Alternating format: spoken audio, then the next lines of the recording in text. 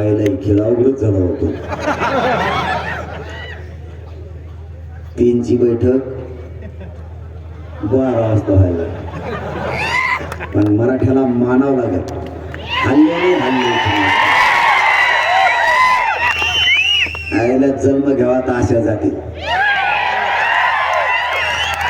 लेकर आणि समाज आपल्यासाठी महत्वाचा. किती दिवस आपल्याला राजकारणाने येड्यात काढले. हेच जर आपण 50-60 वर्षापूर्वी शिकलो असतो, आधी लेकर बाळ आणि मग पक्षी, आतापर्यंत जगाच्या पाठीवर सगळ्यात श्रीमंत जाती मराठ्यांचीच राहिली असती. आपल्या थोड्याच्या गलतीमुळं ही वेळ आली. उशिरा का होईना, पण माझ्या मराठा समाजाचा स्वाभिमान अख्खा देश घ्यायला लागला. लोक काय म्हणतात माहिती का तुम्हाला? आंदोलन करावं मराठ्यासारखं, बसून राहा तर फक्त मराठ्यांनीच.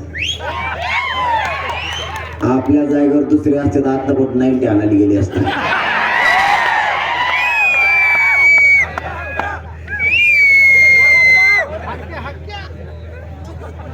आपले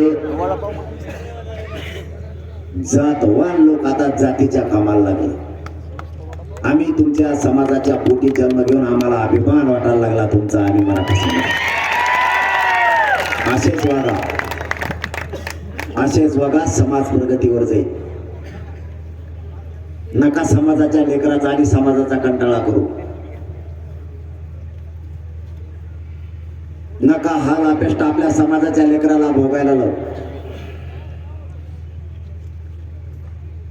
करा रे कधीतरी माझ्या समाजाच्या लेकराचं कल्याण. जीवनाचा संघर्ष करा, पण माझ्या समाजाच्या लेकरा बाळासाठी पण करा. जीवनाचा संघर्ष आणि जीवनातले सगळे दिवस राजकारण आणि राजकारणातील नेत्याला मोठं करण्यात आपण मोठं केलं. माझी तुमच्या पायाला हात लावून विनंती की माझ्या समाजाचे लेकरा बाळा मोठे करा, त्यांचे हाल नका होऊ देऊ. जीवाची बाजी लावून मी रक्त जाळून माझ्या समाजाच्या लेकरा बाळांना मोठं करण्यासाठी जडतोय. ही झुंज तुमच्या लेकराला सुखी करण्यासाठी आणि मोठं करण्यासाठी. समाजाच्या लेकराचे हाल होऊ नये हे लक्षात असू द्या. 3 वर्ष झाले जीवाची बाजी लावून या समाजाच्या लेकीबाळीसाठी लढतोय. माझ्या समाजाच्या लेकरा बाळाला खाली मान घालून जगावं लागत शिकलेला असून सुद्धा त्याचं आयुष्य बर्बाद होईल असं नका वागू. आपला बाप आपला समाज म्हणून माना, नेत्याला आणि पक्षाला बाप मानू नका. मराठ्यांना पिढ्याना पिढ्या वयाला जातील. माझ्या मराठा समाजात लेकरं सगळे सुशिक्षित बेकार होऊन पडतील आणि व्यसनाच्या आहारी जातील.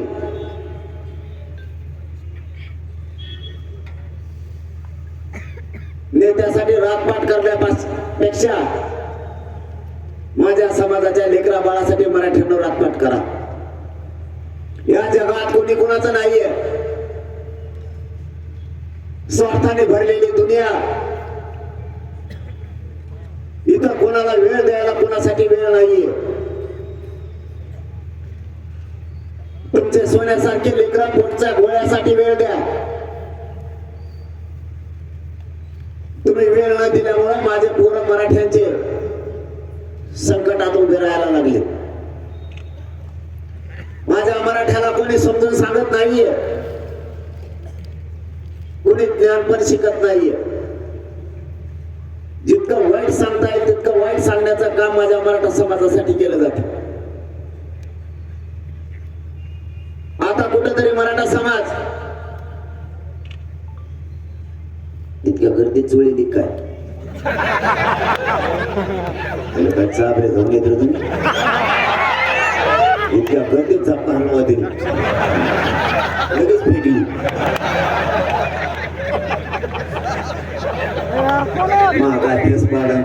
चाललंय.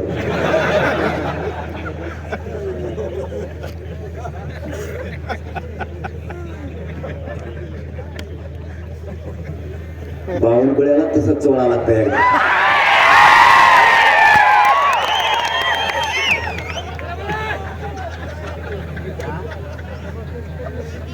पाहिलं त्या माणसाचं ना आपलं काहीच नव्हतं, त्याचा ना आपला काही संबंध नाही. बरं त्याच्याकडे बघावं तर ते दिसायला नीट नाही. त्याच्याकडे बघितलं 2-4 दिवस भाकर जात नाही तर वगैरे होत्या.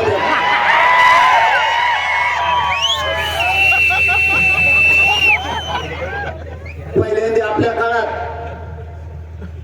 इतिहासात धडा होता बघा एक, मोहनजोदडो हडप्पा. एवढं तोंड एवढं डोकं, कोणतं चिन्ह नाही हेच कळा ना. मता ढोकल्यासारखा खेळ. आधी मानवता मोडत नाही. आज इंडिया लेण्याच्या भिताळावर आहे बघा असा वाकडा तिकडा एवढं दिसतोय. आणि तेव्हा मराठ्याच्या नादी लागलाय. देवेंद्र फडणवीसचं वाटूनच केलं तिने. आता काही गरज नव्हतं त्याचा. आपलं कुठं काही प्रश्न बी नाही. मी कधी खोटा आरोप करत नाही माय बापा. तुम्ही जशी रातपाट करतात तसं मीही तुमच्या लेकरा बाळासाठी रातपाट करतो. लोकांसाठी रात्र जागून काढण्यापेक्षा स्वतःच्या लेकरा बाळासाठी आणि जातीसाठी रात्र जागून काढा.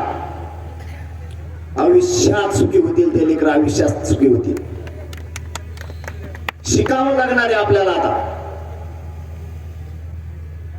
लोक शिकले, पुढे पण गेले. आपलं लय वाईट झालं. कधीतरी मागं वळून बघा, मराठा समाज काय होता आणि कुठं आणून ठेवला ह्या लोकांनी. याला कारण फक्त एकच, तुमची माया आणि दया. तुम्हाला कोणावरही माया येते, कोणाचीही दया येते, म्हणून एक भोगाची वेळ आता पिढीला आली. तुम्ही माया दया करू नये या मताचा मी नाहीये, पण ज्यांच्यावरती तुम्ही माया दया केली तेच लोक आज तुमच्या लेकरांचं आयुष्य उद्ध्वस्त करायला उभा राहिले. काय पाप केलं माझ्या मराठ्यांच्या लेकरांना म्हणून तुम्ही इतके वैरी झालात? ज्या सरकारला मराठ्यांनी मतं देऊन पुढे आणलं तेच आज प्रमाणपत्र रद्द करायला लागले. हे आरोप जर मी केला असता, पुरावा नसताना, तर म्हणले असते ते आमच्यावर आरोप करायला लागले. मी मराठ्यांसमोर सत्य बाजू मांडली. सरकारनं कट रचला, पुन्हा त्याच विषयावर येतो. मराठ्यांची जी लाट उसळली ना या 2 दिवसात, तुम्ही जितके रातपाट जागता ना लेकरासाठी, तितकं लेकराचं कल्याण होणार आहे. त्याचं कारण सांगतो. हातातोंडाला आलेला घास आहे माझ्या मराठ्यांच्या लेकराचा, जाऊ देऊ नका. उशीर झाला, पाठच झाली, पाऊसच हे, ऊनच लय लागतंय. तुम्हाला आणि मला ते सहन करावं लागणार आहे. तेव्हा पुढची पिढी सुखात जगणार. बहाणे सांगू नका. मला गर्दीत जमत नाही, मला बीपीच वाढतो, मला उलट्याच होत्यात, नेत्या सगळं पेट हिडत होता, अनेक उलट्या होत तुला.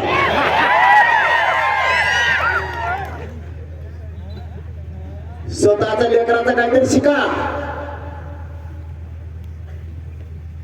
सगळा जीव घासलेला मी या समाजाच्या लेकरासाठी. सगळं आयुष्य पणाला लावलंय.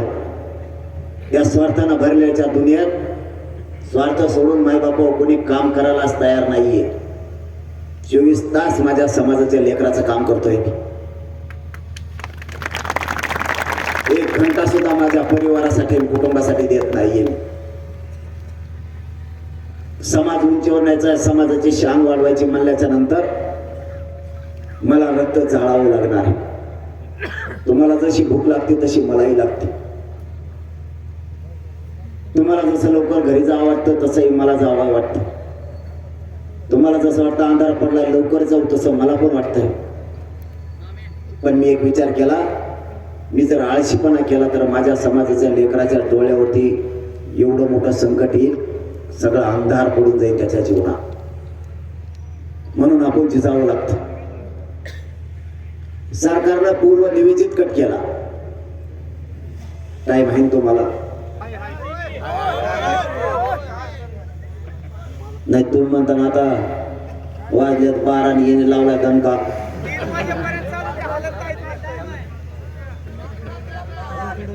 थोडंच सांगतो पण तुमच्या लेकराच्या कामाचं कट कळाला पाहिजे. सरकारनं पूर्ण नियोजित कट रचला.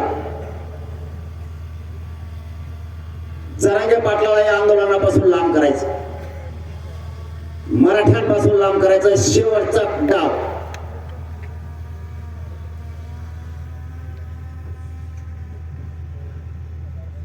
या डावात यशस्वी व्हायचं. गप्प बसायचं, बोल बोल नाही करायची. दोघं गप्पा आणायला आले का इथं येड्या बाबडे जाणे तिकडं पटांगण.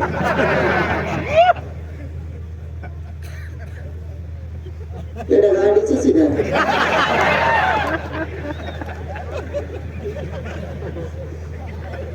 इथं बावळकुळ्याचं वाजून टाकायचं सगळं.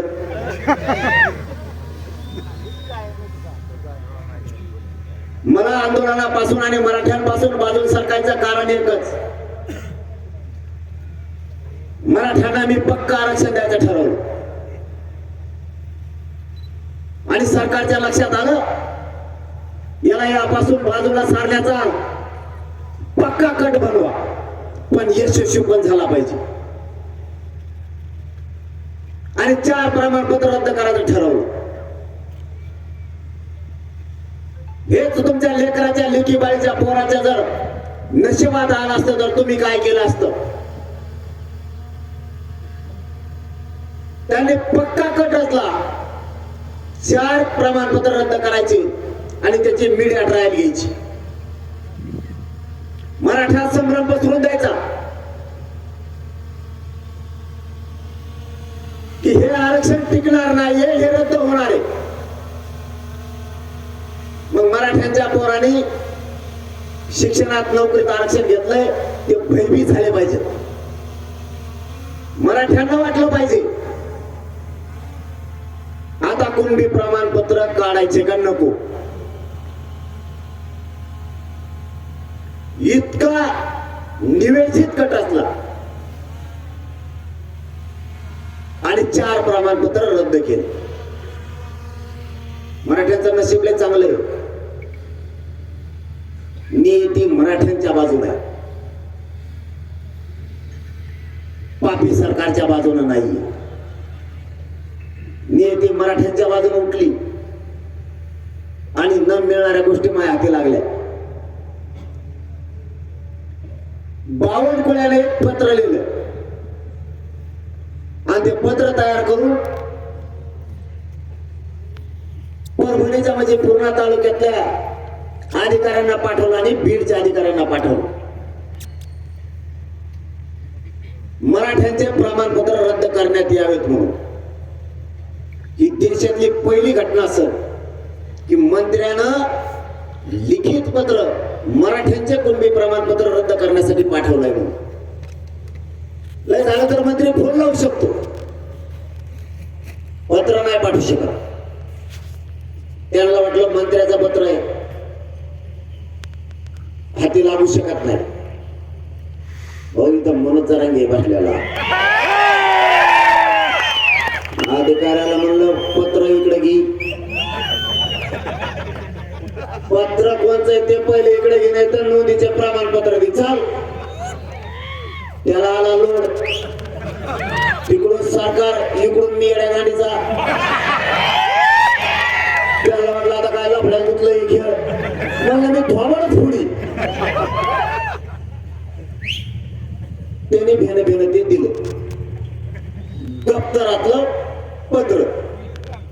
मी त्या वाचिल काय बावनकुळेचं अक्षर, काय त्याची सही, काय हवय सुंदरी सारखा दिसतोय बावनकुळ्याची. येड पडतोय तो काम एवढं पोचते. मंत्र्याचं सह्या करणं, गरीबाच्या लेकराच्या अन्नात माती काढणं, विष काढणं.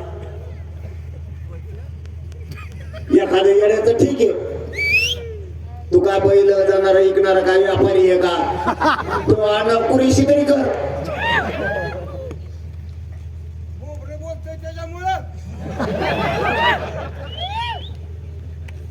त्याला हेल्मेट लावायला सांगितलंय मी,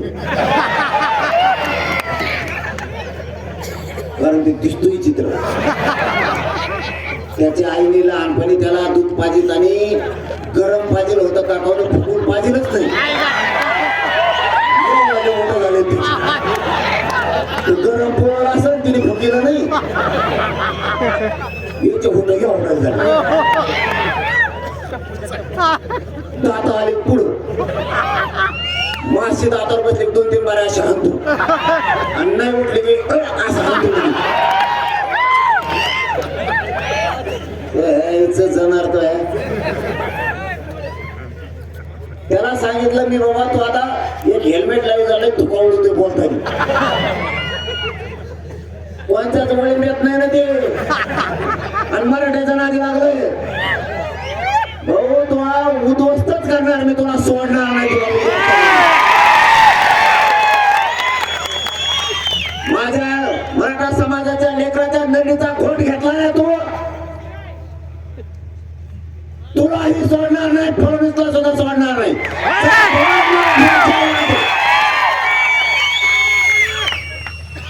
यांनी ते पत्र पाठवलंय. या बावनकुळ्यामुळे फडणवीसांचा सरकार आणि स्वतः फडणवीस साहेब सुद्धा अडचणीत आले. फडणवीसांनी इतकं नालायक नासक सांभाळायचं कशाला? त्याला दिलं का आडवून डुकरं घेऊन 2-4?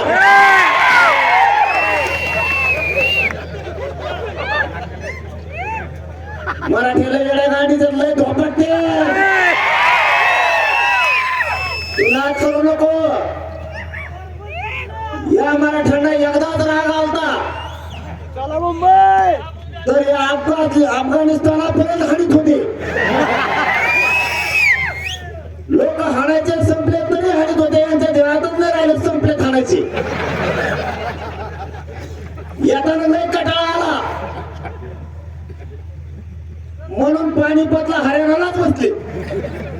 जाऊ द्या म्हणलं, आता महाराष्ट्रात बी नको जायचं, आता राहू इकडंच. आले का आता इकडे हाणू म्हणून तिथं ते मराठे ते बावनकुळे आम्ही कुळच ऐकलं नाही, आणखी 96 कुळे ऐकलं बा आम्ही. 52 मध्येच कुंकून निघाले.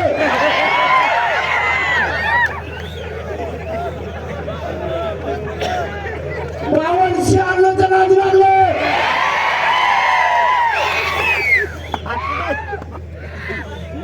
बावन्न म्हणजे काय, कोणी ऐकलं का? हे कुर्सी असतं 52. मग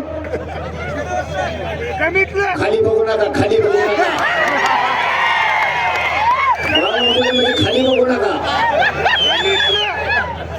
तुमच्या ध्यानात काही येईल त्याला मी का करू?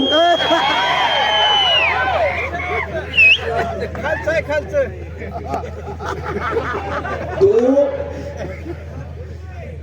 लय वाईट निर्णय घेतलास.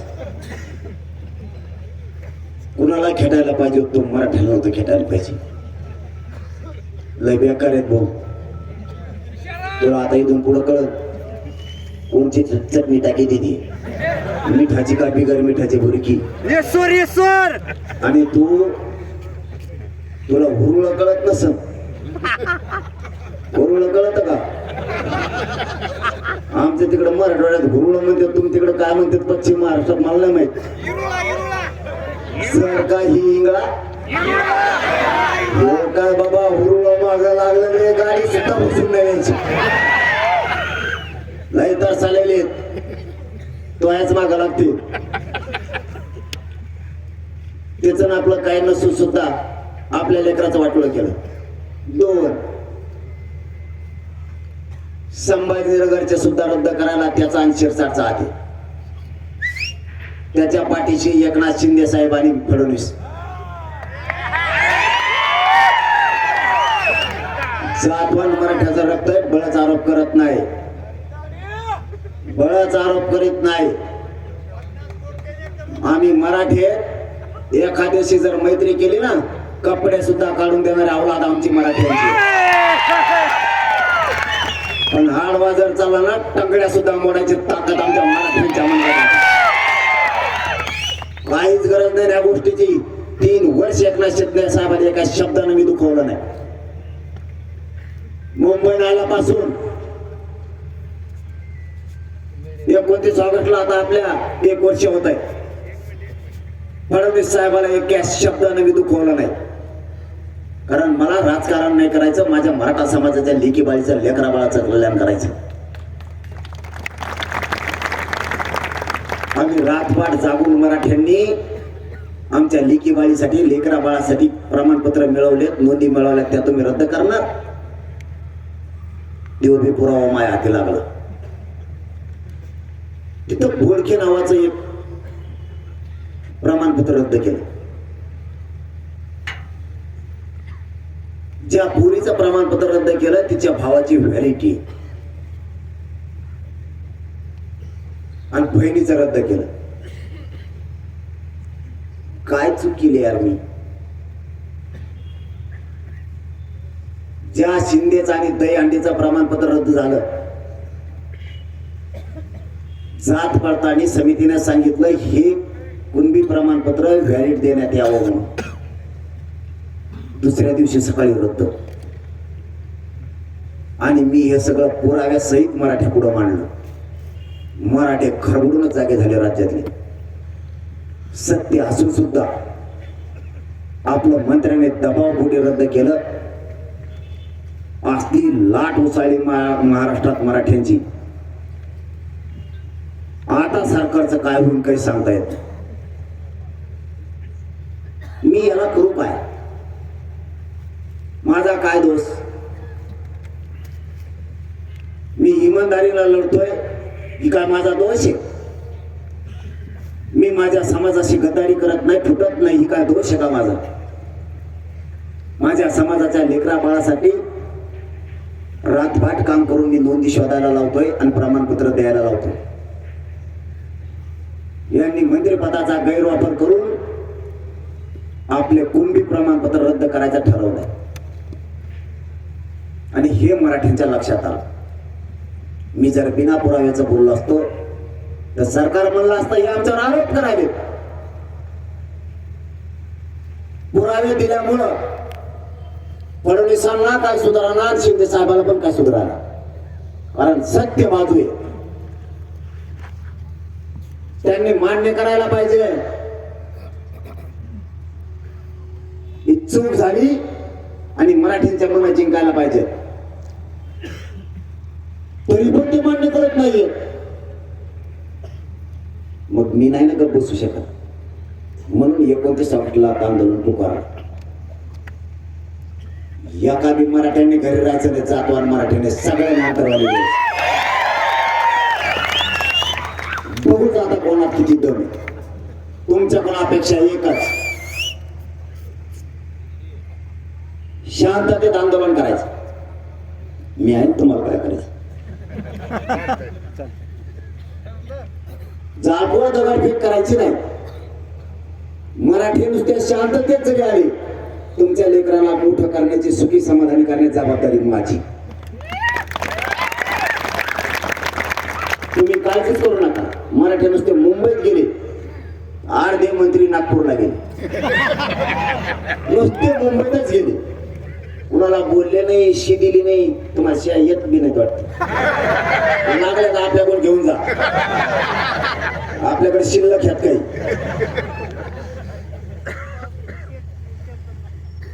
अर्धे मंत्री मुंबईच्या बाहेर गेले. शांत मुंबई. मराठ्यांना नुसते पोलिसाचे गाडी पडले की मंत्री गावाबाहेर काहीच केलं नाही दुसरं. कारण पोलिसांना सुद्धा माहिती आहे आपल्या बी लेकी बाळीसाठी लेकरा बाळासाठी समाज लढतो. प्रत्येक अधिकाऱ्यांना माहिती आहे की ही झुंज त्यांच्या बी लेकरासाठी आहे. आम्ही आमच्या वैयक्तिक स्वार्थासाठी लढत नाहीये. काही पण होऊ द्या. आता मात्र सरकारची गुरमी उतरायची. त्यांच्या डोक्यात एक हवा गेली. मत केले मराठ्यांनी आणि त्यांना बहुमत आलं. आणि बहुमतावर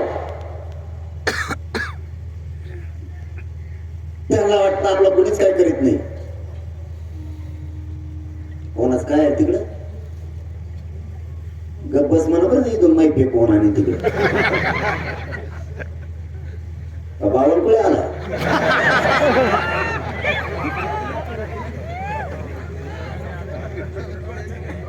घेऊन देते का पण हे माया भाऊ तुला.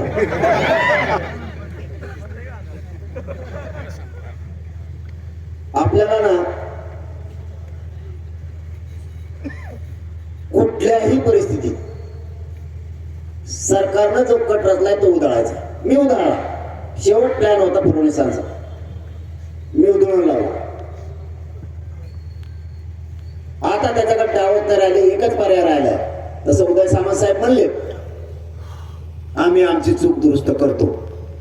म्हणलं मग पुन्हा पहिल्यासारखे संबंध. आपले संबंध म्हणजे लग्न नाही करायचे एकामेकाला. काय अडचण नाही. कारण मला जात मोठी करायची. तुम्ही तुमची चूक सुधारा. काम करताय सगळे जिल्हा प्रमुख मराठ्यांचे. यांनी देवेंद्र फडणवीसांना सांगावं बावनकुळेने जी चूक केली ती साहेब आपण सुधारू. एक शब्द सुद्धा फडणवीसांना मी बोलणार नाही.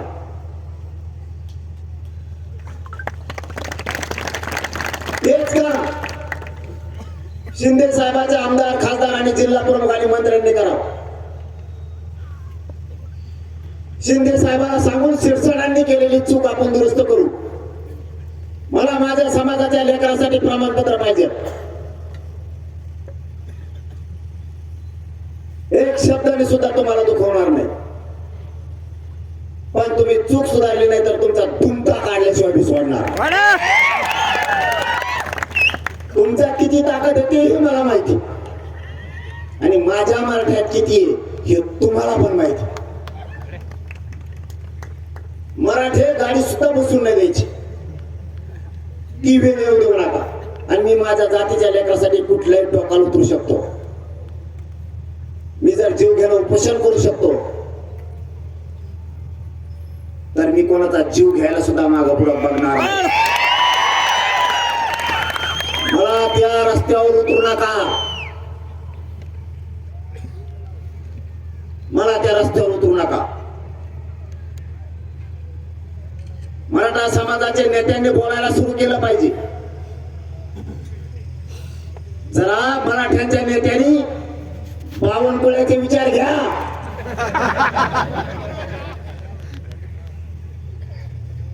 मराठ्यांचं वाटोळं करण्यासाठी बावनकुळे तुटून पडलाय. अरे तुमच्या डोळ्यात देखता तुमच्या लेकराचं जातीचे वाटोळं व्हायला लागलंय. सगळ्या पक्षाचे मराठ्यांचे नेते यांचं मराठ्याचं रक्त आहे का?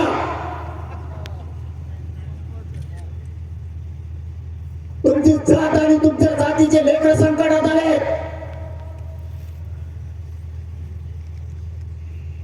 एवढं मोठं तुमच्या डोळ्यात देखता समाजाच्या लेकरावरती संकट यावं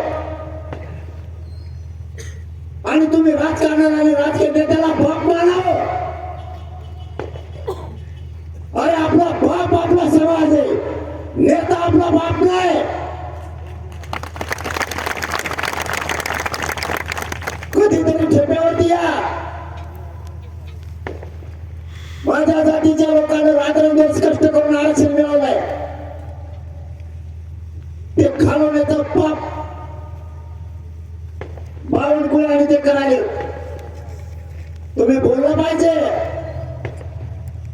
अरे माझ्या माझ्या समाजाच्या आई बापाने स्वप्न बघितलंय माझा पोरगा आणि पोरगी अधिकारी झाली तर सुखाचे दिवस सुटतील म्हणून लोकांच्या बांधावरती जाऊन काम केलंय उस तोडले धामाल्या केल्या आणि या समाजाने सुद्धा स्वप्न बघितलं की त्याचे लेखबाळ त्याचे लेकर बाळ अधिकारी झाले तर आम्हाला कधीतरी सुखाचा दिवस येईल शिक्षण महाग झाले माझा मराठा नाही शिकू शकत 1% जर हुकला तर आयुष्य बर्बाद व्हायला लागलं माझ्या लेकरांचं केलेला कष्ट वायाला चाललंय कधीतरी या दारिद्र्याच्या मरण आम्हाला भोगायचा बंद होऊ द्या आम्ही मराठ्यांनीच फक्त मरण यातना भोगायच्या का आम्ही कोणाचा घेतला नाही आमचा हक्काचा घेतलाय तेही तुम्ही रद्द करायला निघालात